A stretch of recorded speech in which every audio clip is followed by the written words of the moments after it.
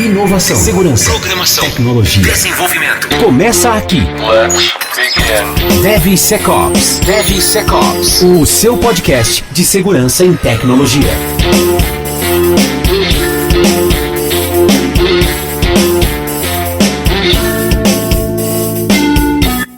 Fala pessoal, tudo bem com vocês? Sejam muito bem-vindos a mais um episódio do DevSecOps Podcast. Eu sou Cássio Pereira. Eu sou o Marcos Santos.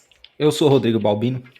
Episódio 33 da segunda temporada. A gente acabou, Rodrigo, acabamos de bater a marca de 33 episódios da primeira temporada. Olha só, achando que não ia dar certo, ia falir. Já foi superado já a primeira temporada. Superamos a primeira temporada. Muito só em número de legal. convidados, que só tinha convidado praticamente a segunda temporada, né?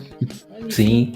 igualamos em número de episódios. Hoje, dia 18 de agosto de 2021. Estão em pandemia ainda? Ou acabou já? Como é que tá na cabeça de vocês? Já acabou? Na minha cabeça aqui, eu não sei nem se tá sol, que hora que tá sol, que hora que tá de noite. Cara, não põe a cara pra fora de casa, nem sei mais. Tem 1 ano e meio que eu não abro a minha janela, então eu não tenho nenhuma noção de como que tá as coisas ali fora. Aquele meme, né? O cara chega pro programador e fala: você viu que tá na pandemia? Ele: que pandemia? É isso. O cara vive trancado, né? Bom, gente, é isso. Episódio 33, batendo a marca aí da primeira temporada. Na verdade, igualando, né? No próximo a gente vai superar. Isso a gente não desistia até a semana que vem, mas enfim. Episódio de hoje. Tá quase. Episódio de hoje a gente vai falar sobre o mundo jurídico e desenvolvimento de software. O que tem a ver? Que relação é essa? E pedir, né, aos nossos grandes amigos aqui presentes, não vão me falar besteira, que senão vocês vão tomar um processo. Cuidado! Hoje a gente tá com uma convidada aqui fantástica, que é a Rúbia Ferrão. Ela me deu aula, foi minha professora na pós do Mackenzie, quando eu fiz pós lá em computação forense, 2015, 14, 15 mais ou menos. Eu nunca me esquecerei das aulas que ela cantava na aula, que ela falava cada um no seu quadrado, pra falar que o perito é o perito, o advogado é o advogado, cada um tinha o seu papel ali no processo. Enfim, Rúbia, seja muito bem-vinda aqui no podcast. Obrigado pelo tempo, obrigado por aceitar o convite. É uma honra ter você aqui e vamos tentar aí esclarecer algumas dúvidas, bater um papo legal. Enfim, se apresenta aí pra galera. Olá, oficialmente é um prazer estar aqui. Eu sou advogada, eu sou professora de Direito Digital e de Proteção de Dados Pessoais, que eu imagino que mesmo vocês sendo desenvolvedores, aposto que esse tema já chegou aí, chegou com força. Ainda bem, bom para todos nós, não é mesmo? Eu também tenho a alegria de ser professora das principais faculdades no Brasil, como o Mackenzie e outras. Fui professora do Cássio aqui, então prestigiando os meus alunos, que eu gosto muito. Depois vou explicar essa história, viu, ô Cássio? Senão vão achar aí que eu, sei lá, eu gosto de ser cantora, eu gostaria também, inclusive, né? Mas a ideia é tornar as aulas agradáveis. Eu também sou sócia fundadora de um escritório de advocacia, o Figão, Ferrão e Fioravante, Sociedade de Advogados, que é um escritório especializado em direito digital e proteção de dados e direito empresarial. E essa temática do podcast, que tem muitos assuntos bacanas, parabéns para vocês por trazerem temas que são tão relevantes nesse momento que nós vivemos, né? Se é pandemia, não é? A gente já parece que já se habituou, mas eu confesso que eu não quero me habituar com esse momento, não. Sinto falta de ver as pessoas presencialmente, mas, de fato, a pandemia veio para a gente refletir a importância da sociedade digital, a importância dos programas que vocês desenvolvem, não é mesmo? Então, olha aí como a função de vocês é importante para essa sociedade que se diz da informação, uma sociedade que quer um desenvolvimento tecnológico. Isso tudo é fundamental porque a gente está diante de uma estrutura baseada em programas de computador. Então, tema muito bom e eu estou aqui à disposição de vocês para tentar trazer aí numa linguagem acessível os pontos que devem ser de atenção de todos que desenvolvem e que estão nessa área tão importante. Mano, só essa introdução já valeu o episódio, né? Já valeu o episódio, né? Sensacional. Cara, melhor introdução de todos os tempos. De verdade. Bom. Ao longo do episódio, vamos deixar ela explicar por que ela ficava dançando na sala de aula, né? É bom esclarecer esse assunto. Muito bem não repare se esclarecido. o caso chamar de professora, tá, pessoal? Não, a minha é professor eterno, cara. Você tá sempre Professora, ensinando, isso aí sempre mesmo. aprendendo com os conteúdos que ela posta também. Isso aí. Isso. E ela tocou num ponto legal, que eu acho que a gente deve abordar também de certo ponto, que é a questão da proteção de dados, né? Agora tá na moda, né? Todo mundo LGPD pra lá, LGPD pra cá, enfim. Rodrigo, você que adorava colocar usuário e senha no código-fonte da aplicação, e aí? Quer sair daqui preso ou quer se preocupar um pouco mais com isso? Não, eu já não sou mais desenvolvedor, não posso mais fazer essas coisas. Eu já tirei isso da minha vida. Essa foi minha tática. Eu era desenvolvedor, larguei esse mundo, falei, não, é mais fácil falar que o código tem problema, os meus que eu já fiz e o dos outros, do que fazer código novo, porque é muito mais dor de cabeça. Né? E trouxe o Rodrigo e o Marcos também. É fácil fazer essa migração diária, né? Porque daí você sabe todos os pontos que você cria problema. E agora se contar, falar, ó, isso daqui tem problema. Oh, nossa, você é inteligente, hein? Você sabe? Eu sei. Eu sei. Eu que fiz. Você sabe que isso é bem bacana, né? Porque quando a gente fala da Lei Geral de Proteção de Dados, acho que o primeiro ponto é que é uma lei civil, então ninguém vai preso a não ser que cometa uma conduta prevista como crime, no caso uma invasão de dispositivo informático, a criação de um vírus.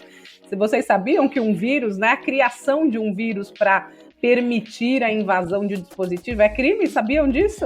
Fica aí a curiosidade, é um dos crimes. O Cássio sabe.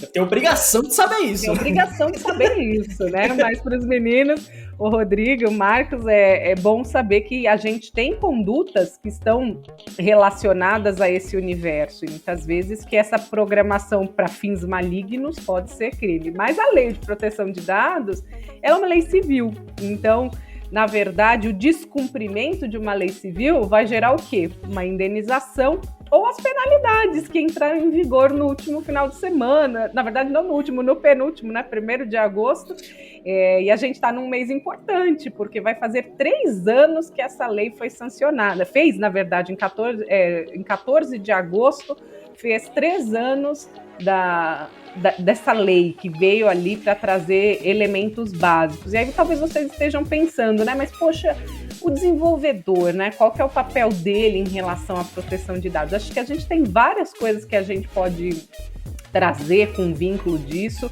Primeiro, porque um dos princípios da proteção de dados é o chamado Privacy by Design, ou seja, desde a concepção do produto, eu já tenho que colocar por padrão a proteção dos dados, né? Já tenho que pensar ali em segurança. Tão fácil garantir segurança, né, gente? Uma missão tranquila, né? Super tranquilo. E o pior é que a gente vem olhando para segurança do contrário, né? Antes nunca se pensou em segurança, aí depois você remediava, aí você tentava prevenir algum ataque, depois você tentava prevenir de que fosse atacado, e agora tá se pensando em não criar vulnerabilidades, né? Então, tipo, desde o conceito ali do desenvolvimento, você já pensa em segurança, porque daí você diminui todo aquele trabalho que você teria depois que já tivesse lançado essa vulnerabilidade, né? O trabalho é menor, a mão de obra é mais barata para fazer isso, é tudo melhor. Se pensar lá no começo, só tem a ganhar, né?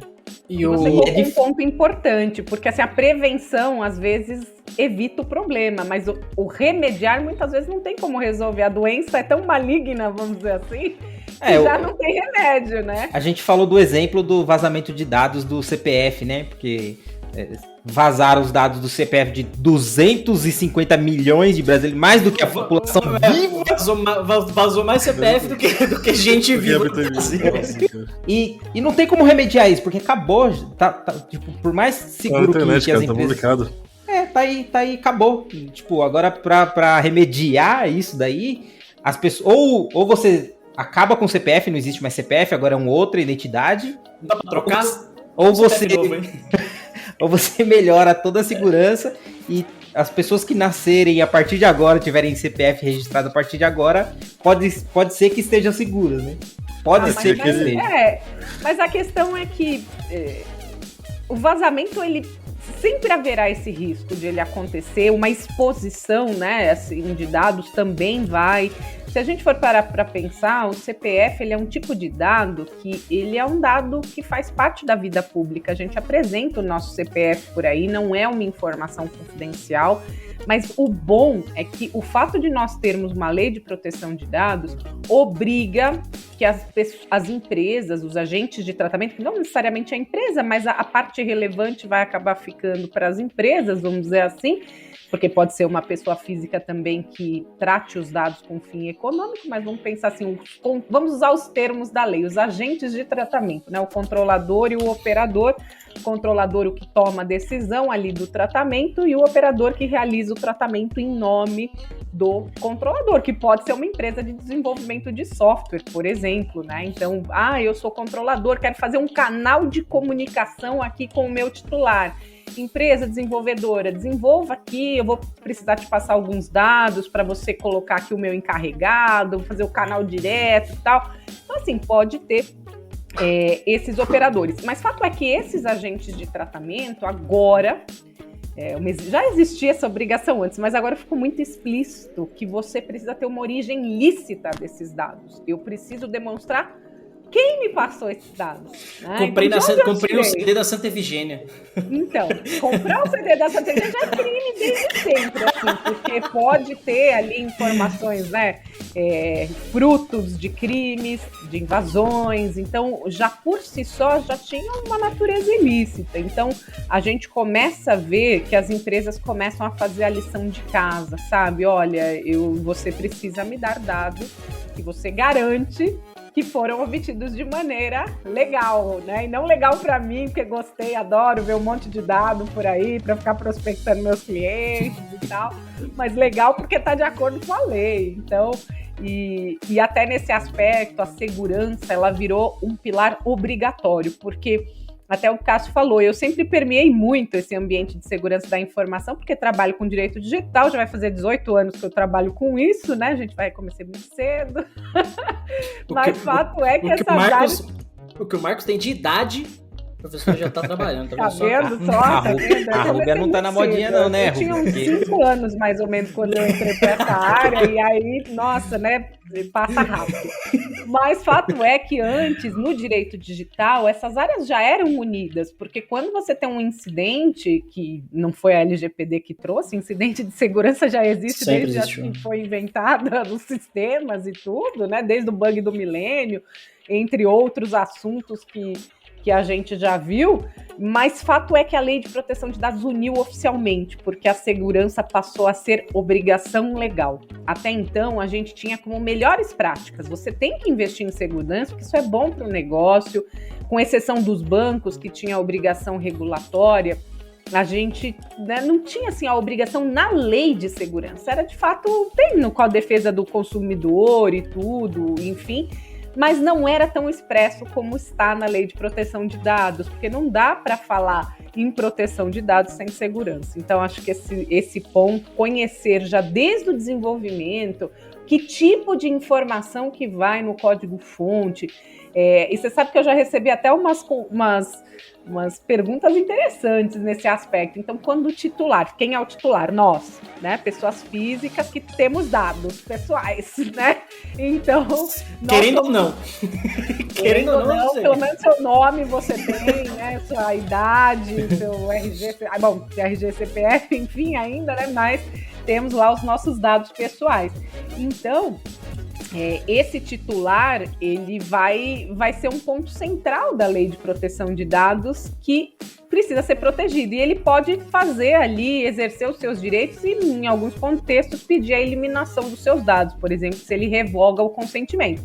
O consentimento não é a única base legal para tratar os dados. Nós temos 10 bases legais para tratar, mas uma delas é consentimento. E se for baseado no consentimento, eu, como titular, posso falar, olha, adoraria continuar consentindo, mas não concordo mais com nada nessa empresa, estou retirando meu consentimento, ou melhor, revogando o meu consentimento.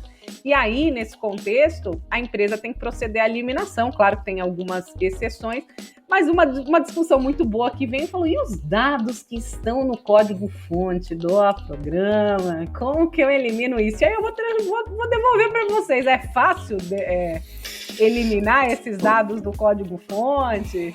Rapaz... Será que eu preciso eliminar os dados de lá? Rapaz, né?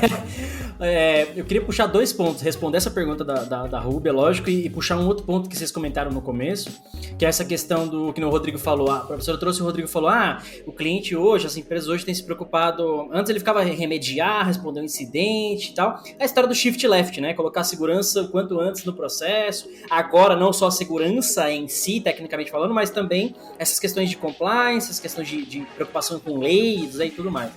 E o que eu vejo muito hoje no mercado são os clientes procurando ferramentas, soluções, etc., para encontrar problemas. Então, eu quero um scan de vulnerabilidade, eu quero um assessment se eu tô ou não em conformidade com a LGPD, com a ISO não sei da onde, com a norma não sei de que, com o PCI, com o Pentest, blá blá blá. Então, estamos, a meu ver, né, mais técnico, a gente está nesse momento. O pessoal todo mundo quer achar os problemas e resolvê-los. Mas aí tem um próximo passo, que é o estado da arte, né? Privacy by design, security by design, mano, lá atrás. Antes, eu até falo pro pessoal no vídeo, nos canais nos vídeos do canal. Gente, segurança antes do software existir, já dá pra falar de segurança com modelagem de ameaça, por exemplo. Você sabe o seu negócio já, o que você vai fazer, o que você vai vender. Então você já sabe qual lei você tem que seguir, né? Ou quais normas você tem que seguir. Então tem uma série de questões que podem ser abordadas e devem ser abordadas nesse contexto. E respondendo a pergunta da professora, cara, assim, é aquela história, né? O dado, seja pessoal ou não, tá espalhado em tudo que é lugar. E eu desenvolvi software por uns 15 anos, mais ou menos, só desenvolvendo. E assim, além do banco de dados, que nem você falou, o usuário falou lá, não quero mais meu dado nessa empresa, apaga aí pra mim. A empresa, ótimo, agora eu tenho uma lei a ser seguida, vou apertar o botão apagar e vai estar tudo apagado. Mas, por exemplo, se a empresa ela tem um mínimo de maturidade, ela já faz backup dessas informações. Os dados, em teoria, de backup também tá lá.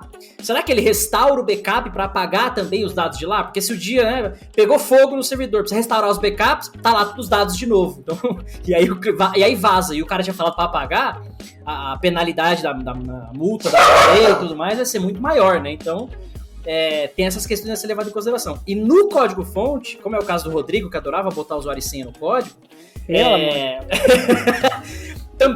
também tem o mesmo problema. Porque você tem lá a base de versionador, pegar um Git lá, por exemplo, né, Rodrigo? Então, você vai lá e apaga a base de fontes. Mas se tem backup do backup, você tem outros lugares espalhados, branches, e aí o desenvolvedor espertinho que baixa o código e leva pra casa. Então, assim, a história do caiu na net, né? Cara, uma vez tá ali, não tem como a história do direito ao esquecimento, aquela coisa toda. É muito difícil garantir que apagou de fato, né? É fácil, na prática é fácil. Mas o controle se espalhou dali ou não, se saiu dali ou não, cara, é muito difícil garantir. Então, dependendo do nível de maturidade da empresa, se ela tem um mínimo ali, né, de governança, vamos dizer assim, e alguns processos e tal, é fácil. Mas se não, cara, aí vai estar no... Eu cansei de desenvolver código nas empresas que eu trabalhava. Eu falei, o quê? Esse código é meu, eu que fiz. Eu não vou fazer ele de novo. Levo aqui no pendrive e depois eu utilizo. Não tô ouvindo isso. Não tô ouvindo nada. Não vou como testemunha. Isso antes da LGPD. Depois de ter tido aula com você, hein, Rubem? Depois das aulas ainda. Negativo. Lá, quando nem existia a lei ainda de software. Exato. Até porque quando eu fiz aula, eu já tava na área de segurança. Então, eu tô falando quando eu era desenvolvedor, na minha outra vida. Na minha vida nova, eu não faço esse tipo de coisa. Não, cara, mas assim, eu tive um caso de uma empresa que eu passei. Não é o caso do log ainda, tá? É o caso de que a gente trafegava dados do usuário. Nome, CPF, nome de mãe, telefone, e-mail, tudo no arquivo JSON chumbado no código. Então, quem disse que a gente revisava esse arquivo? Da onde saiu, da onde chegou? Tá lá. Só vai. Só vai. Tem um caso agora, aí. Olha aqui. Opa, desculpa, só colocando, agora você veja que a gente tem um ponto a mais, que a gente tem que começar a se preocupar. Será que não tem uma forma de eu desenvolver esse software sem talvez deixar esses códigos todos lá, eu não posso usar uma pseudonimização, né? Então, eu expor só o que realmente seja necessário para eu conseguir a funcionalidade do software.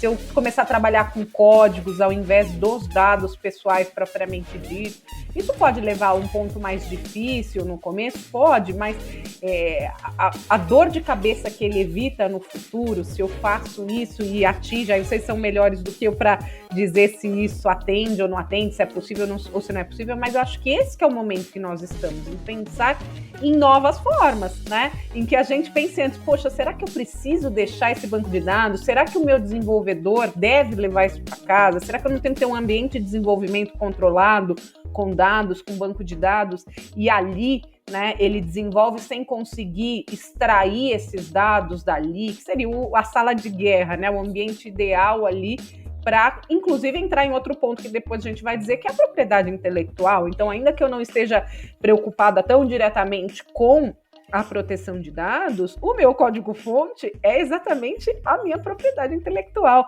É de onde que eu vou tirar o meu dinheiro, ali onde que eu vou lucrar, e com licenciamento e tudo mais. Então, eu tenho que ver com muito carinho isso tudo, né? Sim. Mas vamos lá, perfeito. desculpa. Essa questão até é difícil, é complicada, né? Porque esse exemplo que o Marcos deu, por exemplo, qualquer desenvolvedor que tá ouvindo daí tá se coçando, tá pulando, tá... Porque é um caso de absurdo. Preso, desenvolvedor, você vai preso, a culpa é sua. Porque é um caso muito absurdo. Hoje, em hipótese nenhuma, se tem esse tipo de desenvolvimento e nenhum tipo de metodologia abrange isso. Então, é pura gambiarra. Então, seria o pior dos casos, nesse caso. Só que existe no mundo real, ainda existe. A gente vê por aí. A gente vê em vários lugares. De um ano atrás esse caso. Eu já tava com segurança, mas um ano atrás. Inclusive eu fazia code review e mandava esse tipo de coisa para correção. Mas de um ano atrás. Uma coisa... Existe diversas ferramentas aí que faz scan de código e verifica esse tipo de coisa, né? Tem uns code smell lá que ele fala, ó, cara, você tá usando login aqui, você chumbou coisa que não deveria, você fez alguma coisa aqui errada. Então, existe diversas maneiras de prevenir, já existe. Só que o problema é assim, o problema é que quando a gente pensa em todas essas coisas, pensa durante o desenvolvimento. O que você faz agora com sistemas legados, por exemplo? Bancos, seguradoras... que tem, joga fora. Adequa, não, você joga fora, pela porra de Deus, a gente adequa. Joga fora o sistema do banco, por exemplo, tá aqui em 50 anos no mercado, rodando, faz outros 5 minutos aí. Taca fogo e começa de novo. Então. Esse ponto que você abordou, Rodrigo, só complementando, tem ferramenta SAST, que já faz isso. Esse trabalho de olhar, por exemplo, informação sensível no código, hardcoders. Senha, informações PII, né? O famoso PII lá, Personal Information Identification, que é literalmente isso, cara. O cara, além do banco de dados, além do trafegando, que dá pra você usar código, pseudo-anonimizar. Nossa senhora, olha, meu português tá perfeito. Pseudo-anonimizar as informações, além do dado que tá no código, que acaba sendo um dado sigiloso também que tá ali. Que é até outro ponto que eu quero trazer também, que é a questão das fraudes e tudo mais, pra Ruber comentar aí. Mas desculpa, pode. A gente cortou você 2 vezes. Pode falar agora, eu vou deixar você falar. Agora eu não quero. Não, era só essa visão de... Beleza, a gente sabe desenvolver de forma correta, a gente tem ferramentas para prevenir isso, mas a gente ainda tem que se preocupar com um grande volume de sistemas legados, né? Então, você tem lá todo aquele sistema desenvolvido em COBOL, imagine você fazer a adequação de tudo isso. Então, no mínimo, esse negócio aí, imagine que todas as empresas param hoje e falam assim, ó, tem que adequar agora, tem que fazer isso agora. Vai no mínimo mais uns 10 anos nessa brincadeira aí. É muito demorado todo esse processo aí. Isso se conseguirem, porque imagine você tirar um sistema mainframe lá do banco, você tirar... Cara, é absurdo. Fora que não tem profissional pra isso. Né? Tem tanta Posso coisa. dar uma notícia boa? Posso? Eu vi ontem. Sempre um advogado, aquele, né? Porque assim, o que acontece? Ótimo. Essas questões legadas, elas estão protegidas pelo que no direito a gente chama um direito adquirido. Não de manter os dados, mas veja, quando eu desenvolvi há 10 anos atrás, não havia exigência X, Y e Z da lei.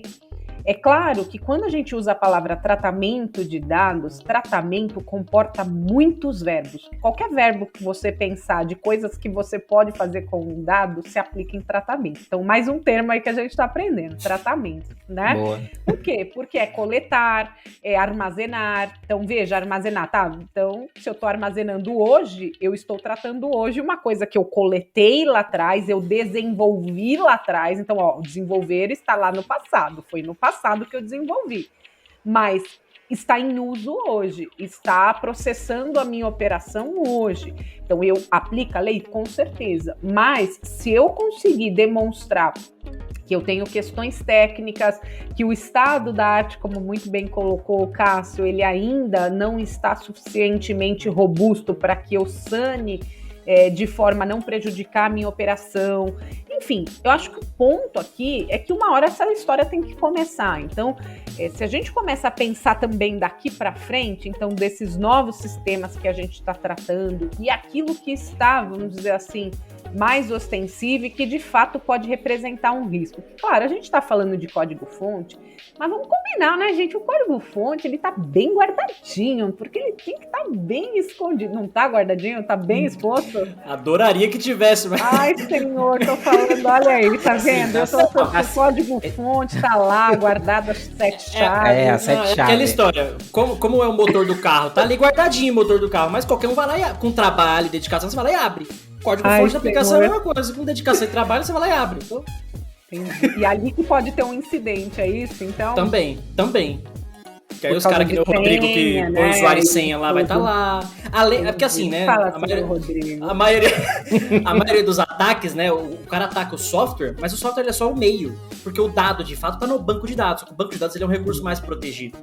Então, o meio dele utilizar é a API, é o software, é o aplicativo. Então, ali é o vetor, né, que ele vai utilizar para chegar na informação, porque é o que você colocou no começo. O software está tratando a informação, ele é só o meio, né, ele é só o meio de transporte, de fato.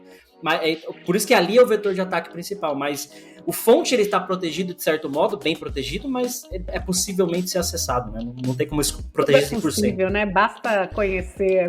Basta ter tempo e dedicação, você consegue. Tempo, dedicação na vida, né? Olha que frase bonita pra vida. Com tempo e dedicação você consegue, seja pro bem ou pro mal, faz a sua escolha, né? DevSecOps. Mereceu até uma vinhetinha essa. E eu vou puxar um outro tema aqui, que é justamente o tema da fraude.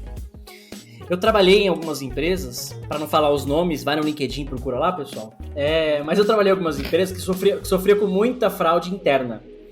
Então, aí eu queria trazer esse ponto para a Ruben, né? Um cenário, né? Então, a empresa é legal, ela tem lá, né, se adequar à lei, à norma, etc, etc. Ela vai responder civilmente, vai pagar multa, etc.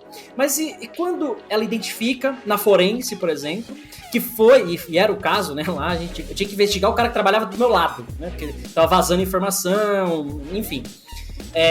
Era uma ação... Esse cara, ele responde criminalmente, imagino eu, por conta do vazamento do dado, não sei nem do acesso indevido, porque ele tinha o acesso, mas ele vai lá e vaza propositalmente aquelas informações, ou usa para outros fins que não os fins determinados pela empresa. Então você tem dois cenários, eu acho, o criminal desse indivíduo e o civil perante a lei, no caso da empresa, é isso? Ou a empresa não vai responder criminalmente, né, de fato?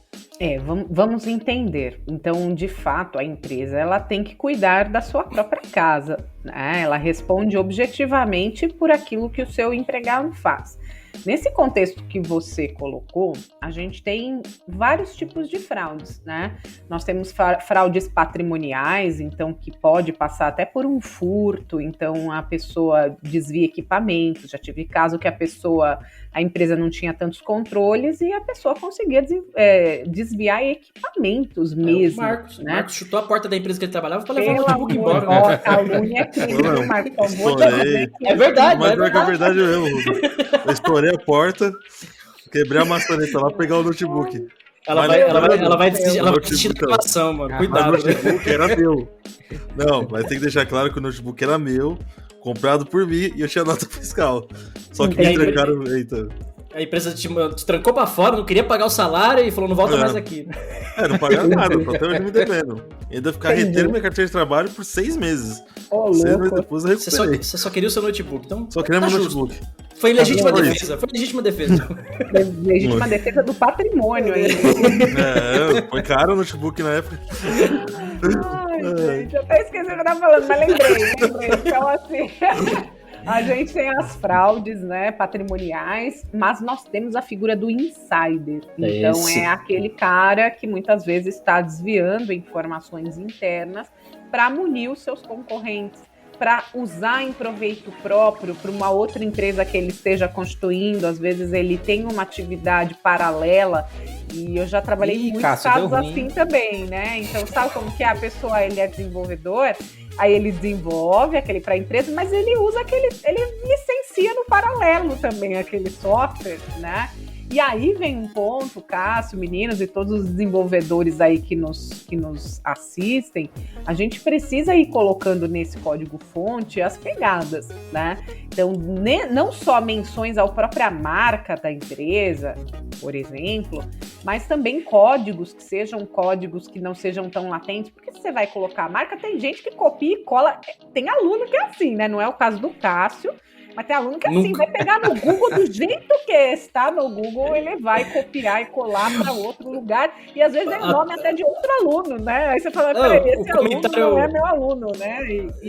Os comentários do código em inglês do Stack Overflow, o cara vai lá e coloca e tá tudo certo. Entendeu? Você sabe que uma vez eu descobri um plágio, né, assim, de um aluno num trabalho de conclusão de curso, e não era nem porque o trabalho estava muito bem escrito, e eu falei, não foi ele que escreveu, é que estava tão ruim. Eu falei, gente, não é possível, mas tá muito ruim isso. E aí, o que eu fui fazendo? Hoje já tem farejador de plágio, né? Os professores estão unidos, cuidado, viu? Um professor cibernético, assim, igual eu, você toma cuidado. Vacila não. Na época, já tô falando um tempo atrás, né?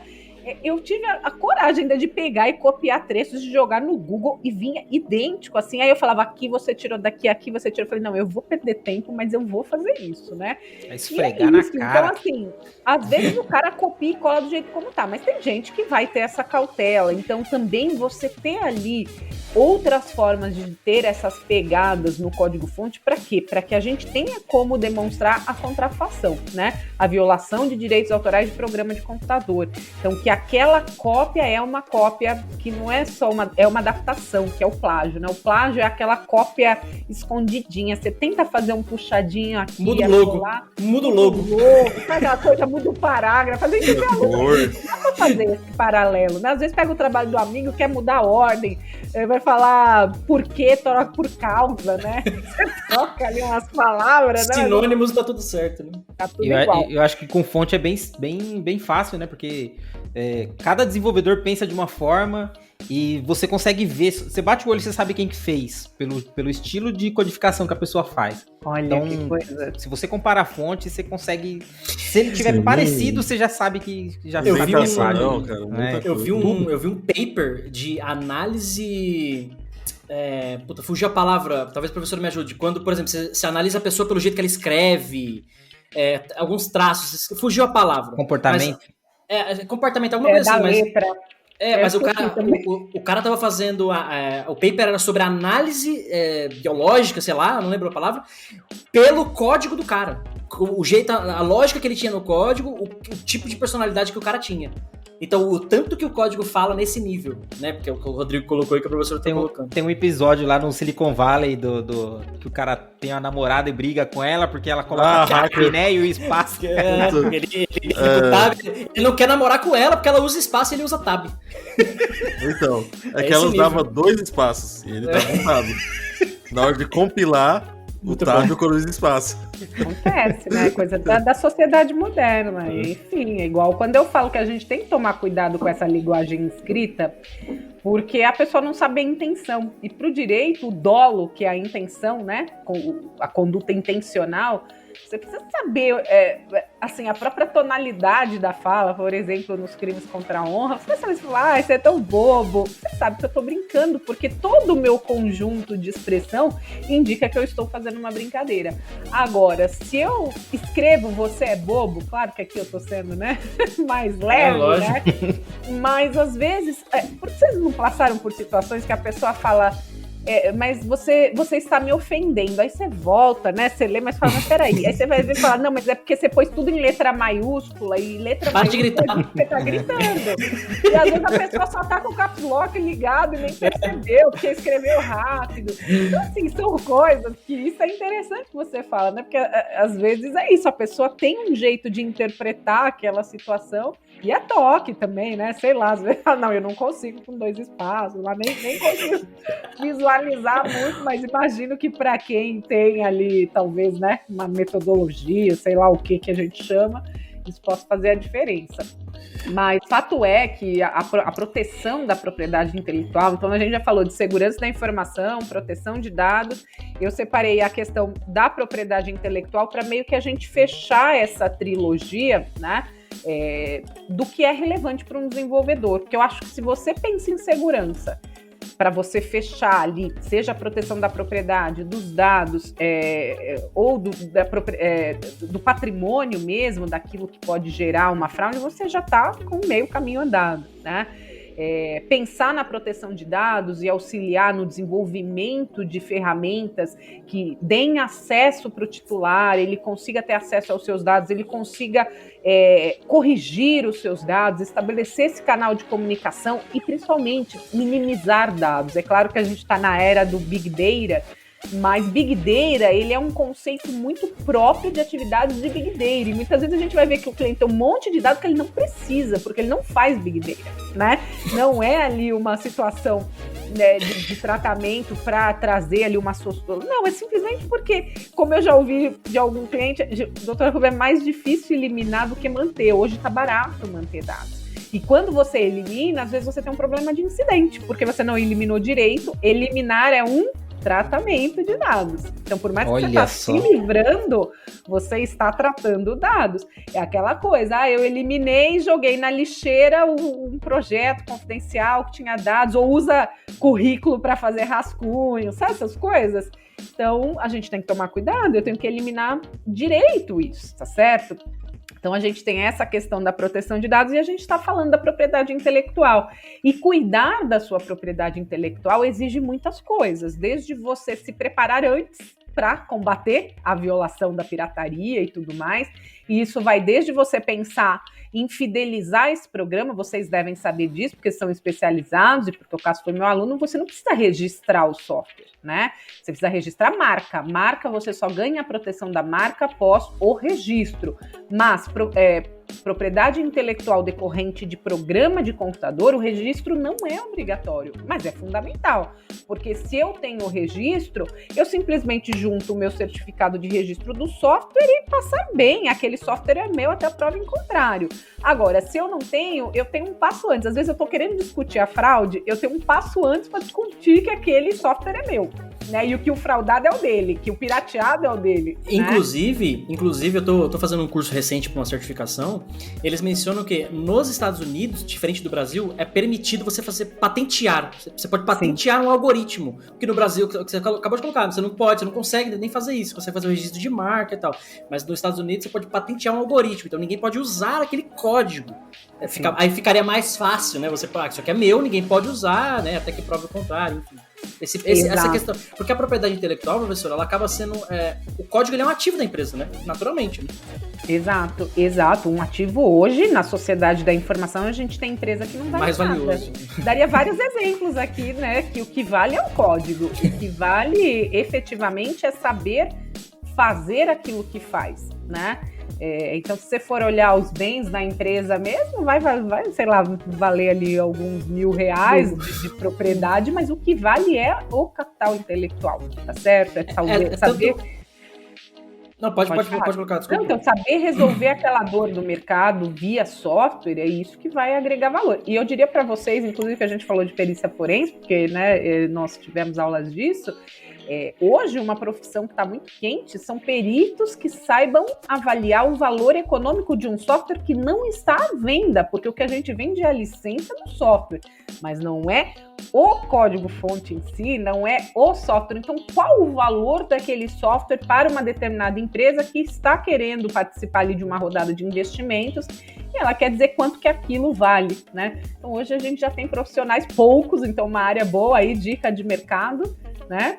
Para que esses profissionais, então, estudem como avaliar, qual que é o valor da propriedade intelectual desse tipo de software, desse tipo de desenvolvimento. Aliás, o meu primeiro trabalho como assistente técnico, né? Para quem não sabe, o perito é só o juiz que nomeia, né? Assistente técnico, né? Blá blá blá. Enfim. Ó, aprendeu direitinho. Ah, tá vendo só? Eu ainda lembro. Técnica pela parte. O meu primeiro trabalho como assistente técnico foi justamente o problema era o seguinte: o cara falou assim: meu software foi clonado, foi fraudado, a empresa copiou, blá blá blá. E eu preciso, o perito definiu lá os quesitos e eu preciso responder os quesitos e tudo mais. Aí o cliente chegou pra mim, a primeira pergunta que eu fiz, foi: cara, de fato o cara copiou seu software? me explica aí pra eu saber, né? Aí ele falou: não. Falei: então como é que ele fez? Ele falou: ele viu o software funcionando, ele viu as telas, foi lá e desenvolveu um igual. Falei: ótimo, então na prática ele não copiou nada. O código-fonte ele não copiou. Aí ele falou: não copiou. Eu falei: então como é que eu vou provar, responder os quesitos que ele copiou? Porque eu tava defendendo o cliente que tava sendo lesado nesse caso. E aí quando eu li o laudo, eu não precisei nem provar o que não existia, porque de fato não tem como, mas quando eu li o laudo do outro cara, do outro assistente, né? Enfim, do que tava lá, na verdade o perito, ele tinha analisado assim: a outra parte me entregou um CD, eu validei o CD e vi que o código é esse. Eu falei: mas que perícia é essa? Então tá, senhor assassino, me dá a faca aí que você usou pra matar fulano. Lógico que o cara não vai te dar a faca que ele usou, ele vai dar qualquer outra coisa. Falei: cara, aí basicamente o trabalho foi ver que todas as perguntas e os quesitos estavam errados. A metodologia utilizada não tinha nada a ver, não tinha como garantir que um software era o outro, enfim, não tinha como fazer essa comparação. Meu primeiro trabalho o que pode acontecer... Pode falar. Não, eu só ia falar que ele fez o cliente dele perdeu. Eu não fiz perder, mas eu atrasei o lado do outro cara. Porque assim, ele queria provar que o cara copiou, mas o cara não copiou. Não tinha o que eu fazer, entendeu? Mas você sabe que aí a gente tem uma discussão relevante, porque quando a gente fala da proteção de software, a gente tem a lei de software, né? Que é a lei 9609, e a gente tem a 9610, que é a lei de direitos autorais. Que é a mesma lei das músicas, de livros e tudo mais. Porque o software também, o programa de computador, é uma obra, né, de fruto da criação. E nesse aspecto, muitas vezes, o que a gente está discutindo não é uma violação de direitos autorais de programa de computador, e sim uma violação de direito autoral pura pelo uso do design. Então, às vezes, o parasitismo, porque principalmente num mercado de concorrência, o que acontece? Se você tem um software que é muito parecido com o do seu concorrente, se você conseguiu chegar naquele software muito parecido, né? E o seu concorrente, claro, tem um software que é diferenciado, porque é diferente de eu falar uma calculadora. Calculadora não tem muito. Todo mundo tem. Né? Todo mundo tem, não tem ali tanto. Agora, alguns tipos de discussões, e nós tivemos discussões grandes, até da própria Apple com outros fabricantes que quiseram apresentar a forma de apresentação, que é o trade dress, né? Que a gente fala a roupagem do produto. E a gente sabe que muitas empresas deixam de trocar determinados softwares, não estou falando esses de prateleira, mas esses que são customizados, porque dá trabalho treinar a equipe, dá trabalho mudar tudo. Agora, se você tem um software que é igual e a pessoa nem vai sofrer porque já está tudo ali à disposição e tudo, isso também gera uma discussão da cópia do layout, da cópia do design. Hoje já tem até metodologia para você chegar ali a uma equiparação, não por cópia de software, não é contrafação de software, mas é da obra intelectual. E nesse aspecto, até para a gente fechar a questão da propriedade intelectual, a gente sabe que, via de regra, se o desenvolvedor ele está ali no âmbito de um contrato de trabalho, de prestação de serviço, a propriedade intelectual pertence àquele que contratou. Isso para fim de desenvolvimento de software. Está lá na lei. Se você quer que seja diferente, tem que ter um contrato. Falando, opa, vou desenvolver, mas é meu, né? Então você precisa ter um contrato. Se você não escrever um contrato, vale o que está na lei e então pertence ao contratante do serviço, pertence aí à empresa que te contratou e tudo mais. Então, primeiro ponto para contrato, se você está desenvolvendo... Deixa eu apagar uns pendrive aqui. Peraí que eu já volto. Peraí que eu já vou ali, já volto. Mas qual que é o ponto?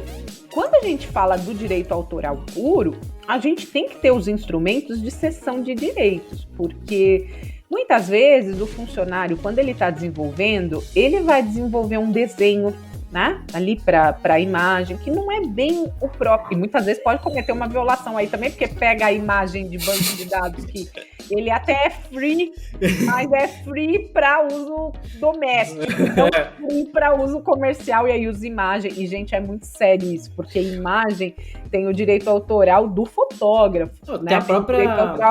As próprias licenças de software têm esse mesmo problema, GPL, é no Meet, é não sei o quê, você pode usar, desde que o software que você está usando isso seja free. Aí o cara usa aquele trecho do código e cobra 50 mil reais.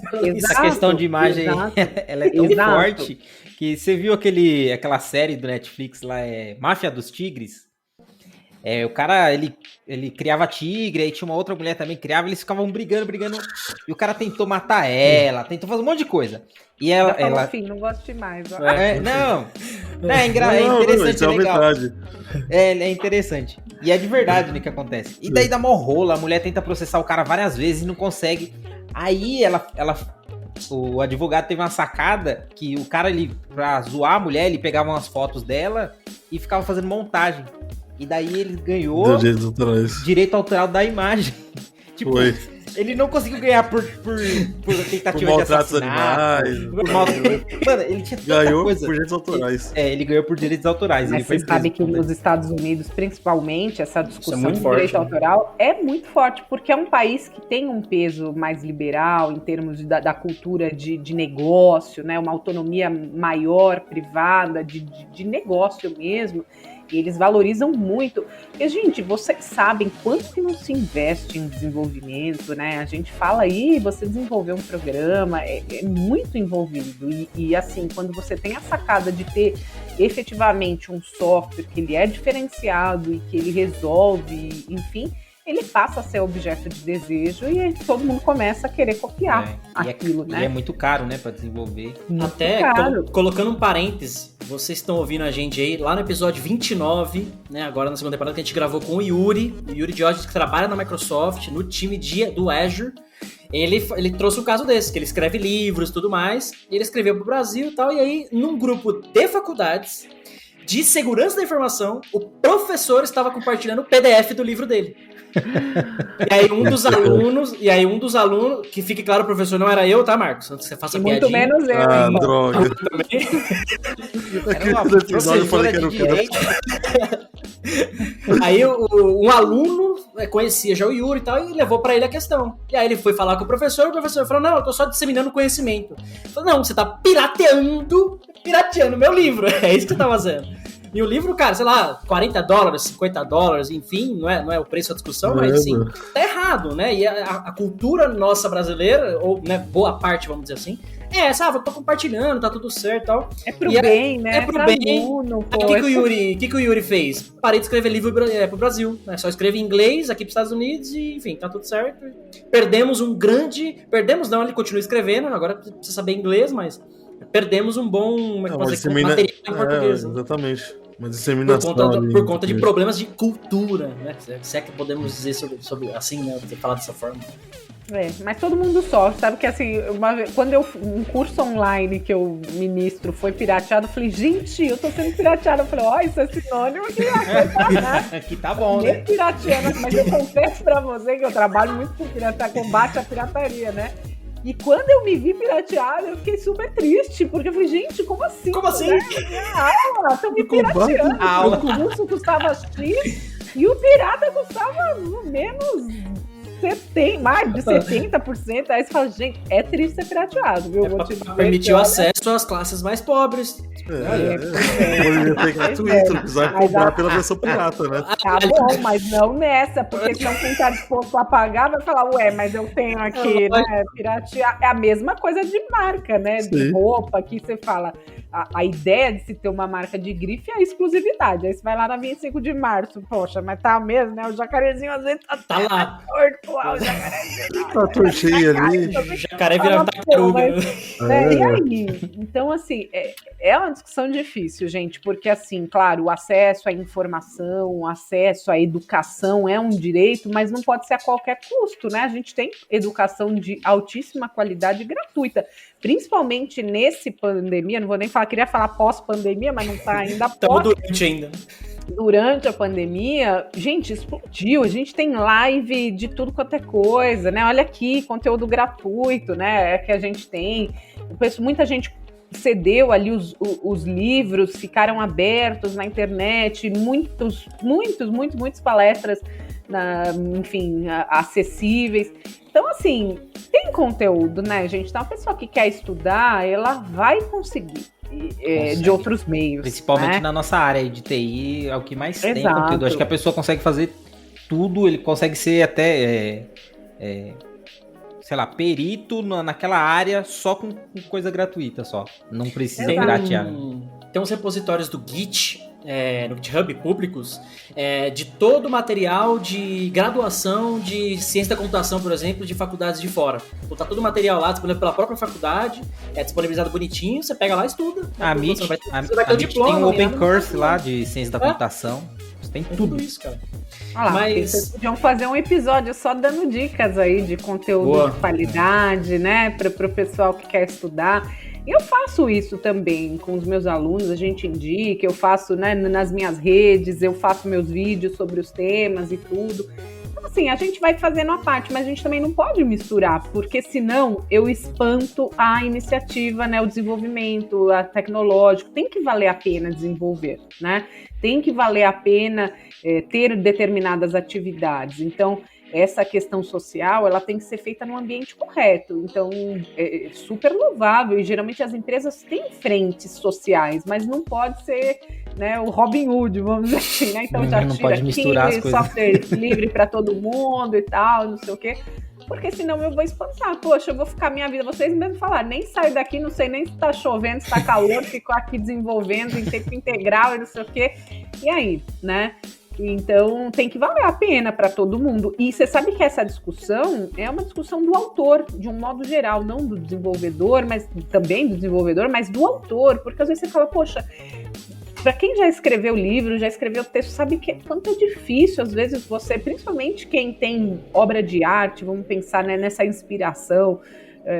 Eu gosto muito dessa parte da arte. Então, poxa, você criar um romance, você criar uma peça de teatro, um filme, é super difícil. Aí depois tem o trabalho do ator, que é o intérprete, que é conexo, que também é um tipo de direito autoral, ele é secundário, né? Porque o que cria ali o texto é o primário, mas a interpretação ela tem o seu peso para fins de direitos autorais também. E aí, daqui a pouco, isso tudo, né, se perde, pirateia. Às vezes, poxa, o filme nem foi lançado, já sabem o final, já estão dando os spoilers e tudo mais. Isso compromete a experiência do usuário que quer entrar naquele sentido da arte. E por várias coisas, né? A gente tem discussões aí de gente que muda fim de livro, né? E aí tem o fanfic, que vocês já devem ter ouvido falar, e aí entra a paixão do fã, mas tem o direito moral do autor, que concebeu. A gente vai ter o Senhor dos Anéis, quem é fã aí sabe que tá vindo com tudo. E, enfim, no legado, né, o filho acompanhando de perto para que não se perca aquilo que o pai concebeu, né? Que se tenha ali uma curadoria para que a obra seja exatamente como o pai planejou e não começa a fazer, mas não é, o personagem não era assim, mas ele tem que ser um personagem mais alternativo, ou assim, ou assado.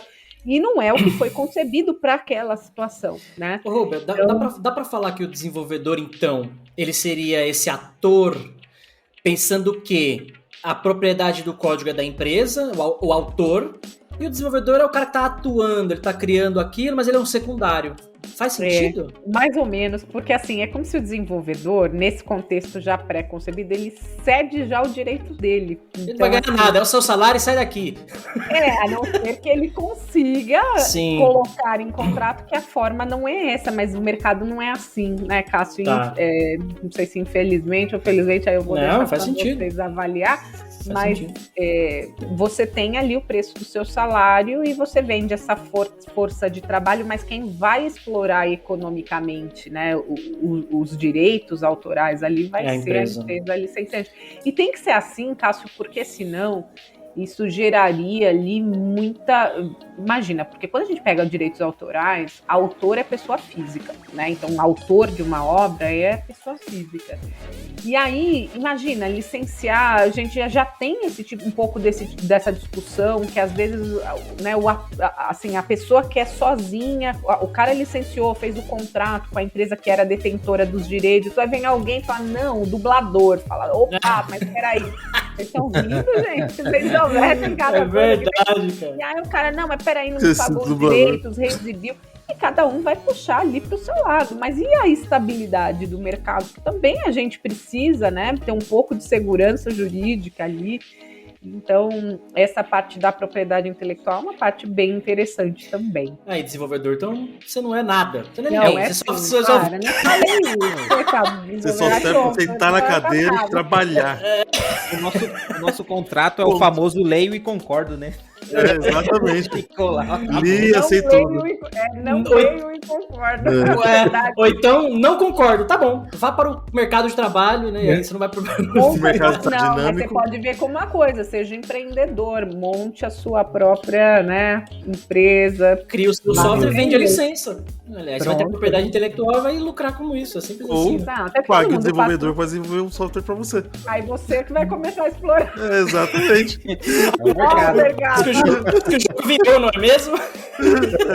Parece que o jogo virou. Olha Pois só. né? Isso Deixa eu- tudo. Aí a gente vai ver que a gente faz a mesma coisa. Então, peraí, aí tem que refletir, né? Antes de eu fazer a última pergunta pra gente caminhar pro final, deixa eu dar um recadinho pro pessoal aqui. E claro, lembrando que você acompanha o DevSecOps Podcast em todas as plataformas digitais, no Amazon Music, Apple Podcasts, Castbox, Deezer, Google Podcasts, iRate Radio, Geo7, Podcast Addict, Podchaser, Spotify, diretamente no Spreaker e claro, também no No YouTube. YouTube. Esse cara que fala aí é uma voz bonita, né, cara? Nossa, bonita, hein, cara? Gostei. Roda na TV, roda Dá um- no cassete, no dá liquidificador, vontade de chorar. na máquina de lavar, roda onde VHS, tem VHS. Cara, Eu queria caminhar pro final aqui com a Rúbia. Beleza, discutimos tudo isso, legal. Tá bom, como é que a gente ajuda o desenvolvedor agora? Ou ajudar no sentido assim, a gente de segurança, a gente briga muito com o desenvolvedor. Por quê? No dia a dia a gente mostra a vulnerabilidade, ele fala que não é. Fala que tá errado, que tá inseguro, não tá, o código é meu, eu sou o dono do código, eu sou o artista e não sei o quê. E muitas vezes como segurança, você olha pra aquele código e fala, cara, tudo bem, tá lindo, tá maravilhoso, tá performático, tá colorido, mas traz um risco aqui de entrada de ransomware, traz um risco aqui de um injection e roubar a sua base de dados, traz problemas pra empresa. Desse ponto de vista de compliance, de lei, de norma, como é que a gente ajuda esse cara, então? Desenvolvedor, é treinamento, é conscientização, é norma dentro da empresa? Porque assim, eu sou muito do a ferro e fogo, sabe? Tipo, você fala, desenvolvedor, não pode, tá bom. Meu querido, vem cá, eu vou te treinar, não faça assim, legal. Aí você põe a ferramenta pra buscar, tá lá o problema, tá lá a vulnerabilidade e tal. Então, como a gente pode ajudar ele, professor? Você acha que é só conscientização? Ferramentas acho que também vão ajudar, processos? Como é que você enxerga isso? Nossa, pergunta bacana, e é um duelo que a gente enxerga em muitas frentes, né, Cássio? Porque é o eterno duelo, experiência do cliente, muitas vezes, né, com segurança, porque também toda vez que você eleve, eu imagino que isso dê pra gente fazer esse paralelo com o software, poxa, aí muda a forma como ele pensava em tornar aquele programa mais palatável, mais agradável, né, já gera ali uma série de dificuldades, vai travar, vai ficar mais pesado, sei lá. Aí essa parte aí é com vocês. Então, como que eu resolvo tudo isso, né? Eu acho que, primeiro, investir em pesquisa e desenvolvimento para que a gente consiga achar alternativas, porque muitas vezes a pessoa fala, não dá, mas será que não dá? Hoje em dia, quando alguém fala que não dá, você fala, mas vai achar alguém que vai falar que dá, né? Tudo dá. Em software, tudo dá. Tudo dá. Basta ter dinheiro, né? Você arruma alguém que Tipo, vai dinheiro saber você faz. fazer essa brincadeira. Mas fato é que a gente vai ter que eu acho que ter processos é fundamental, né, Cássio? Porque no final do dia é a empresa que vai decidir o que ela vai ter que prezar e assumir o risco daquela decisão. E o risco pode ser ter um incidente de segurança que vai ser fatal para a reputação ou perder clientes, porque o cliente não consegue ali na experiência, enfim, fazer o que ele gostaria de fazer e tudo mais. Então, Claro, eu acho que treinar sim, porque muitas vezes pode ser uma falha de comunicação, então a pessoa acha que está sendo perseguido, que não, né? E quando você mostra o risco, eu trabalho muito nessa parte de ações educativas, porque veja quantas coisas a gente falou aqui, que você pode falar, poxa, eu não tinha pensado nisso, né? Então quando você vem, principalmente o de fora, que vai mostrar ali, não é, os riscos, as leis, que existem sim as regras do jogo, existe ali toda uma autoridade, seja a autoridade de proteção de dados, seja o Ministério Público, seja a Procon, a gente tem ali conformidades a atender, então acho que quando você faz tudo isso, o processo fica menos dolorido, porque você também pode fazer pela imposição da força, é assim e pronto, então se você tem uma estrutura hierarquizada, isso pode acontecer, mas nessa atual geração, principalmente, esse tipo de imposição gera muito desgaste, né? Então, você convencer, você criar um propósito, olha, vamos criar um propósito, proteção de dados, é o momento, a gente precisa desenvolver ali com proteção, com segurança, com acesso, colocando o titular no centro, a privacidade no centro, enfim, a gente vai ter que trazer o cara para o propósito, talvez, né? Então, acho que a minha dica seria essa, Cássio. É difícil, vocês sabem conciliar isso, experiência do cliente com segurança. Tem até um videozinho aí no YouTube que mostra, né, o cara no caixa eletrônico, vocês já devem ter visto. Aí manda o cara dançar, manda o cara fazer um monte de coisa para confirmar que é ele. E aí mostra bem isso, a experiência, né, do cliente. Você, não, agora põe a sua senha, agora põe o token, agora põe a biometria, agora dança um passinho do Michael Jackson, agora dá um mortal. Então, assim... É difícil, então a gente vai ter, realmente é necessário? Acho que a LGPD traz as perguntas, né? Qual que é a finalidade? É realmente necessário? Né? Tem como fazer de uma maneira que eu atinja essa finalidade da experiência, mas faça de uma maneira mais compliant? Então todos nós estamos desafiados a fazer com equilíbrio, né? Tudo aquilo que é importante dentro de uma companhia. Então a gente vai ter que se testar, né? Não tem jeito. Então vamos seguir o meu ritmo. Pega os desenvolvedores, tranca tudo numa sala e fala, é assim e acabou. Ai, senhor. Talvez saia tudo bonitinho, né, Marcão? Talvez. Tô pensando aqui. Olha lá, tá vendo? O Marcão agora já tá no dele, hein? Olha lá. Então, mas concordo com você, tranca o desenvolvedor, mas tranca numa geladeira. Porque você tem um suborno. A gente só vai deixar ele se esquentar quando terminar o trampo. Terminou, você sabe pegar o sol ou vai pro ar quente. Aí funciona. Uma boa abordagem, muito boa abordagem. As empresas vão adotar isso, porque a gente tá falando, com certeza. Ai, gente, que horror, maus tratos aos empregados. Tô totalmente contra, não. O empregado tem que ser bem tratado. Tem que estar bonitinho, registrado, com processo, com ferramenta. Exatamente. Estamos há 66 episódios motivado. aqui. Há 66 episódios ajudando ele a colocar a segurança no desenvolvimento de várias formas. Até psicólogo já veio aqui pra falar, fica calmo, filho, respire. Não vai dar tudo certo, né? Só faz direito. A única coisa que eu sou contra é assim, errou uma vez, beleza. Segunda, geladeira, terceira já vai pro lugar pegando fogo. Ai, aí na quarta é penhasco. Tô louco. O cara tá violento hoje, Rodrigo. Ele tá violento hoje, Rodrigo. O que você fez com ele, cara? É que da outra vez ele tava dormindo, a gente reclamou com ele, né? É verdade, no último episódio ele tava descansando, hoje ele veio trabalhar, né? Tem piada aí hoje, Marcão, pra nós? Tem. Tomara que não. Opa! Uma piadinha boa. Piada boa? Peraí. Antes de você fazer melhor a piada... piada que você ouviu na sua vida. Prepara Respeita a convidada, hein? Não vem com besteira. Prepara a Rúbia. Não, a piada é boa. Modéstia à parte assim, acho que ficou bem legal. Qual cachorro gosta de mergulhar? Qual cachorro gosta de mergulhar? Nem ideia. Assim, né? Nem ideia? O Pitbull.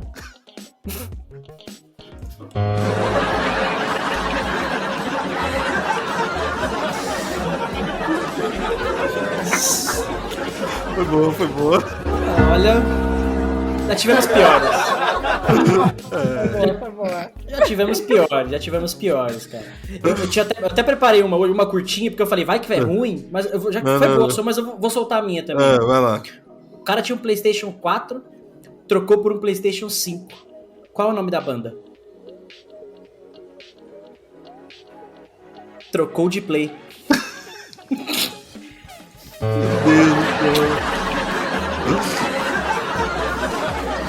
Bom, foi boa. Foi o mesmo nível da sua. Mesmo nível da sua. Não foi no mesmo nível do episódio anterior, que o episódio anterior eu vou cobrar direito autoral do último episódio. Não, porque foi absurdamente muito boa aquela piada. Não foi horrível, foi péssimo, cara. Vocês não têm a inteligência pra me acompanhar no meu nível intelectual, é isso que eu quero dizer. Pra quem não está vendo... Eu já tinha ouvido essa com o PlayStation 2 pro PlayStation 3. Tem jogou no 5. Já evoluiu, já tá no 5. Então. Fala, Rodrigo. Pra quem não está assistindo, acompanhando no YouTube, vou descrever a cara da Rúbia escutando essa piada aqui. Vai ficar com a cara pensando assim, ó. Separei um horário pra eu conversar com esses meliantes e estou perdendo meu tempo com isso. Ela já tá com a inicial ali pra processar todo mundo. Você mal sabe você. Não, cara, não fala isso não, velho. Meu nome é Cássio Pereira Batista. Já errou, mas enfim. Pessoal, só agradecer, daria pra ficar mais 52 horas aqui falando sobre isso. Não é muito conteúdo que a Rúbia tem, cara. É um tema legal, dá pra gente falar sobre bastante coisa mesmo, tá puxando perna aqui, enfim. Mas só agradecer, Rúbia, pela presença, pelo convite, pelo compartilhamento da informação. Depois me passa os links, enfim, se você quiser divulgar, que a hora que eu postar o episódio, vai estar os links pro pessoal acessar lá as suas redes, enfim, onde você posta conteúdo também. Enfim, deixa aí agradecimentos finais, faça seus comentários e a gente se despede. Eu que eu agradeço, Cássio, Rodrigo, Marcos, que eu estou conhecendo agora.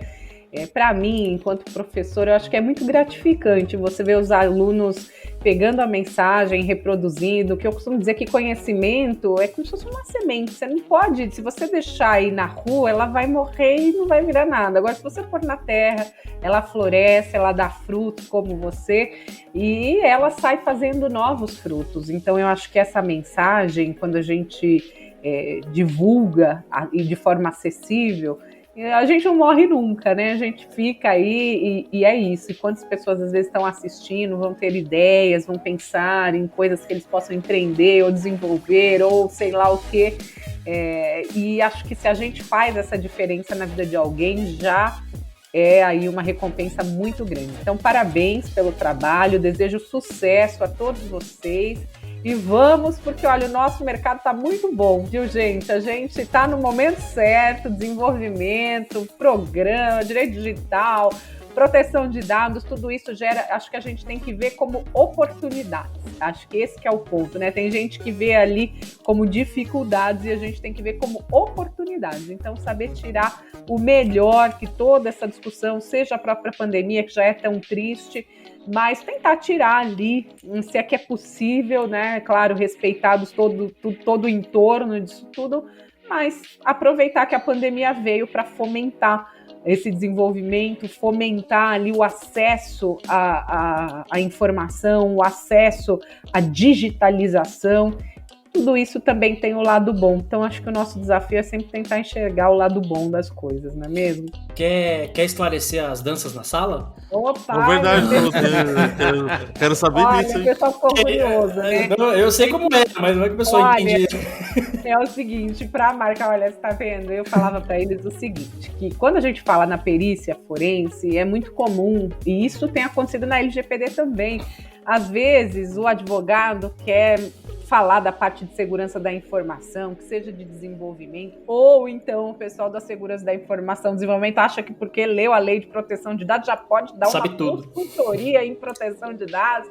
E tudo bem, mas assim, a gente tem que tomar cuidado, porque o que eu falava para eles é cada um no seu quadrado, cada um no seu quadrado. E eu falava isso para eles, porque é isso, se você, né, faz bem feito aquilo que você se propôs a fazer e que você sabe fazer, você não comete o risco de estar dando uma consultoria em temas que não são o que você se dedicou, se desempenhou e pode não estar dando a melhor consultoria, né? Então, como nesse universo, naquela época da computação forense, a gente tinha ali um vínculo do perito, que muitas vezes quer opinar sobre direito, e o perito ele vai simplesmente traduzir, né, para o juiz entender aquela realidade que ele está apurando. Então, ele não pode opinar, pirateou mesmo, não pirateou. Não, ele vai ali trazer, olha, tem licença, não tem licença, é igual, não é igual. deixa que o juiz vai dar a sentença, os advogados vão fazer ali os seus trabalhos de defesa. Então a gente tem que respeitar aquilo que é próprio da nossa atribuição. E por isso, para eles não esquecerem, como o Cássio nunca esqueceu, eu cantava essa musiquinha e eu sempre tento trazer ali a aula mais próxima do aluno, porque, veja, a pessoa já tem que falar, advogado, né? Enfim, sendo que, veja, a gente está aqui abrindo os olhos de vocês para o risco, para o direito. Isso é ótimo. Saber direito é tudo nessa vida, gente. E o pior, cara, assim, querendo ou não, eu já vinha do desenvolvimento, já era técnico. Aí quando eu fui para forense, que eu vi o primeiro semestre inteiro era o Coriolano, era a Camila, era a Rúbia, só advogado, juiz. Falei, nossa, que aula chata. Olha! Tá vendo? Na cara. Que aula chata que vem por aí, calma aí. Não, Aí, já acabou. aí me chega o Coriolano, super diferenciado. Me chega a Rúbia, o pessoal assim, de falar o que eles sabem diferente. Porque ela falou, cara, falar juridiquês, né? Né, do jeito que a pessoa conhece, é chato. Assim como se eu for falar de código pra ela, vai ser chato. Então é saber explicar as coisas de um jeito diferente, que é o que ela falou. O professor, ele acaba se tornando eterno, porque você vai levando, né, a gente somos flores, então a gente floriu, o Marcos, eu sou sua flor, o Marcos é minha flor, tá vendo só? A gente foi florindo. E é isso, vai reproduzindo, tá vendo? Que bom. Show. E é isso mesmo, é a corrente do bem, né, que a gente tem que fazer. E é isso, gente. Obrigada mesmo, foi muito bom estar aí com vocês. Show. E seguimos à disposição. Perfeito, Rúbia, muito obrigado. Rodrigo, Marcos, dê tchau pro povo. É um episódio, eu não queria sair desse episódio, eu quero morar nesse episódio. Que beleza. Também queria. Deixa o Rodrigo dar os recados dele, depois eu falo o meu. Muito bom. Só tenho a agradecer a Rúbia e parabenizar, né? Porque, cara, ser professor para pessoas tipo o Cássio, assim, deve ser muito complicado. Me respeite! Deve ser muito difícil. Ai, meu Deus. E passar essa informação com toda essa alegria, né? Com tudo, é mais difícil ainda. Então, parabéns mesmo. É esse tipo de pessoa que a gente precisa mesmo para ensinar a gente cada dia mais, né? Não deixar cair deixar cair na coisa chata de estudar. É só todos os professores, dancem na aula e cantem. Vai ser totalmente diferente. Ai, Marcos. Não, então, queria agradecer muito a Rúbia. Aprendi muito esse episódio, muito mesmo. Pra mim foi muito especial. Gostei pra caramba. Por mim, ficaria aqui a noite inteira. Infelizmente temos horário, não dá. E vida. E vida também, mas pra mim esse episódio podia ficar aqui eterno. Foi um puta episódio legal. Pedir pra quem tá ouvindo a gente compartilhar com o amiguinho pra disseminar a informação, que é muito importante e ajuda a divulgar o conteúdo. Quem tá no YouTube, deixar um comentário, um likezinho aí pra ajudar, fortalecer a gente. E é isso, agradecer a todo mundo aí, Michone também por estar participando aí, né, do vídeo. Michone tá aqui, participando 2 vezes já do áudio de hoje. E mandar um abraço pra todo mundo aí, um beijo. Foi muito bom esse episódio. Show. Pessoal, então é isso. Episódio 33 do DevSecOps Podcast. Eu sou Cássio Pereira. Eu sou Marcos Santos. Rodrigo Balbino. E eu sou a Rúbia Ferrão. Rúbia Ferrão. Tá certo. Já ganhou sua vaga, Rodrigo. A primeira convidada que... foi o primeiro convidado que conseguiu fazer isso. Conseguiu fazer isso. Sensacional. Pessoal, valeu. A gente se vê na próxima semana. Falou, tchau. Valeu. Termina aqui DevSecOps, o seu podcast de segurança em tecnologia.